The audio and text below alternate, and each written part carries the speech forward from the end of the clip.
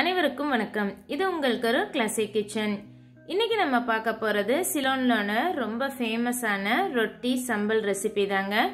ரொம்ப ஈஸியா செய்யக்கூடிய இந்த ரொட்டி சம்பல் அவ்வளோ டேஸ்டா இருக்கும். வாங்க எப்படி செய்யலாங்கிறத பார்க்கலாம்.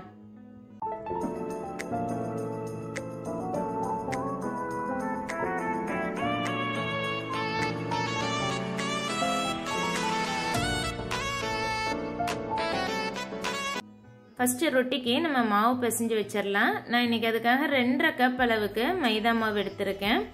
இந்த ரொட்டி யூஸ்வலா மைதா மாவுல தான் செய்வாங்க. இதுக்கு 1/2 டீஸ்பூன் அளவுக்கு உப்பு சேர்த்தி மாவு கூட உப்பு நல்லா கலந்து விட்டுக்கோங்க.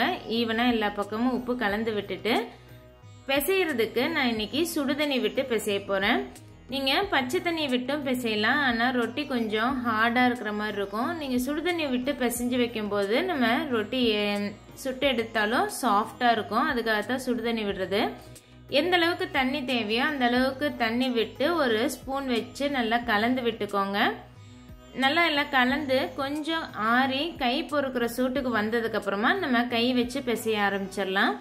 நீங்கள் என்னதான் கரண்டி வச்சு கலந்து விட்டாலும் நம்ம கையில் பிசைஞ்சு எடுக்கும்போது தான் டோ வந்து நல்லா சாஃப்டாக வரும். அதனால் எந்த கை பொறுக்கிற சூட்டுக்கு வந்ததுக்கப்புறமா நீங்கள் கை வச்சு நல்லா அழுத்தம் கொடுத்து சாஃப்டாக பிசைஞ்சு வச்சுக்கோங்க. தண்ணி அதிகமாக விட்டுற வேண்டாம். சப்பாத்தி மாவு பதத்துக்கு தண்ணி விட்டு நம்ம பிசைஞ்சு வச்சுக்கலாம். இந்த மாவு ரொம்ப நேரம் ஊறணும்னு தேவையில்லை. அதுக்காகத்தான் நம்ம சுடுதண்ணி விட்டு பிசைகிறோம்.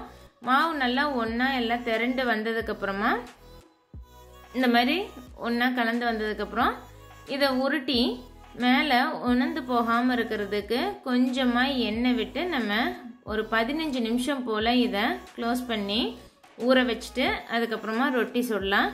மாவு பிசைஞ்சு இந்த மாதிரி எண்ணெய் தடவி இதை வந்து எல்லா பக்கம் எண்ணெய் படுற மாதிரி கலந்து விட்டுட்டு இதை மூடி வச்சு ஒரு 15 நிமிஷம் ஊற வச்சிடலாம். இந்த மாவு ஊறி வர்றதுக்குள்ள நம்ம சம்பல் ரெசிபி செஞ்சு முடிச்சிடலாங்க. சம்பல் ரொம்ப ஈஸி. இதுக்கு ஒரு மிக்சர் ஜாரில் 7லேருந்து 8 வரமிளகாய் உங்கள் காரத்துக்கு தகுந்தாம்புல எடுத்துக்கலாம். ஒரு 3/4 டீஸ்பூன் அளவுக்கு கல்லுப்பு சேர்த்து நல்லா கொரகொரப்பாக அரைச்சிட்டு இதில் துருவின தேங்காய் 1.5 கப் அளவுக்கு சேர்த்தி பல்ஸில் இதையும் எல்லாம் ஒன்றா கலந்து வர்ற மாதிரி பல்ஸ் பண்ணி மட்டும் எடுத்துக்கோங்க. ரொம்ப அரைக்க வேண்டாம். அதில் தேங்காயில் இருக்கிற எண்ணெய் வெளியே வர ஆரம்பிச்சிரும்.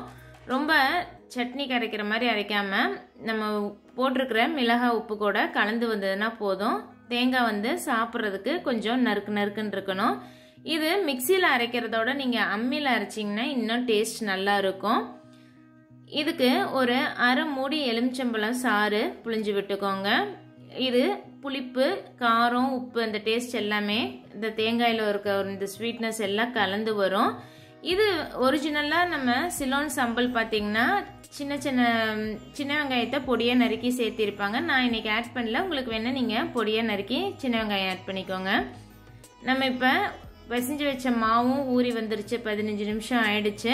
மறுபடியும் ஒருக்கா நல்லா கலந்து விட்டுக்கோங்க. மாவு சுடுதண்ணி விட்டு பிசைஞ்சனால நல்லா சாஃப்டாக இருக்குது. ஒரு சின்ன உருண்டை எடுத்து நல்லா வெடிப்பு இல்லாமல் இந்த மாதிரி கையிலேயே திரட்டிட்டு நம்ம கை விரல்கள் வச்சே இந்த மாவை ஸ்ப்ரெட் பண்ணிக்கலாம். சிலோன் ரொட்டிங்கிறது அவங்க கையிலேயே இந்த மாதிரி படர விட்டு தான் நம்ம ரொட்டி செய்வாங்க. இந்த மாதிரி கையிலேயே முடிஞ்ச அளவுக்கு ஈவனாக எல்லா பக்கமும் ஒரே ஈவனாக இருக்க மாதிரி தட்டி எடுத்துக்கோங்க.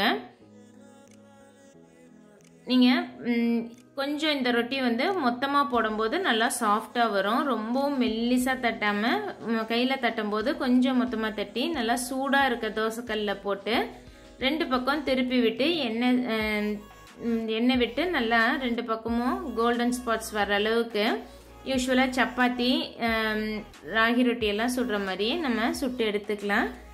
இது கொஞ்சம் சிம்மில் வச்சு நீங்கள் பொறுமையாக சுடும்போது மைதா மாவு கொஞ்சம் நல்லா வெந்து வந்துடும். இல்லைன்னா வேகாமல் ஒரு பச்சை வாசம் வர்ற மாதிரி இருக்கும். இந்த மாதிரி 2 பக்கமும் நல்லா வெந்து வந்ததுக்கப்புறமா எடுத்துடலாம்.